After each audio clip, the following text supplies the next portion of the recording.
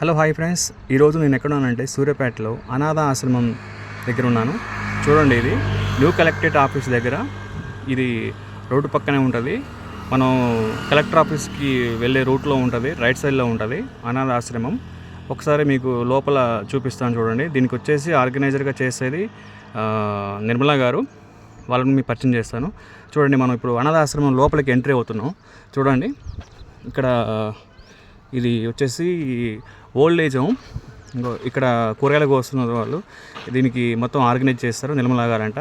వీళ్ళతో కూడా మాట్లాడడం జరిగింది. ప్రజెంట్ అయితే దీంట్లో ఇక్కడ 10 మంది దాకా అనాథాశ్రమంలో ఉన్నారంట. చూడండి, మీకు అంతా చూపిస్తాను లోపల. ఇక్కడ ఇది వాళ్ళు పడుకునే బెడ్. ఇది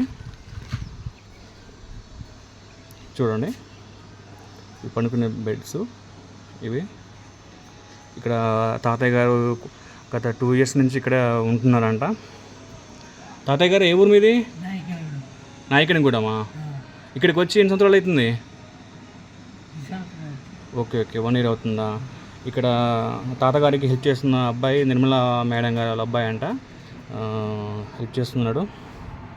ఈ తాతగారు వచ్చి ఇక్కడికి నాయకనిగూడెం నుంచి ఇక్కడికి వచ్చి 1 year దాటిందంట. ఇక్కడ అంతా బాగుందా? మేడం గారు మంచిగా చూస్తున్నారా? నిర్మలా గారు, సార్ గారు మంచిగా చూస్తున్నారా? టైంకి ఫుడ్ పెడుతున్నారా? మంచిగా తింటున్నారా? ఓకే, ఇక్కడ మంచిగా ఉందిగా మీకు? ఓకే అండి. ఇంకా చూడండి, లోపల చైర్స్ ఉన్నాయి, అన్నీ ఉన్నాయి.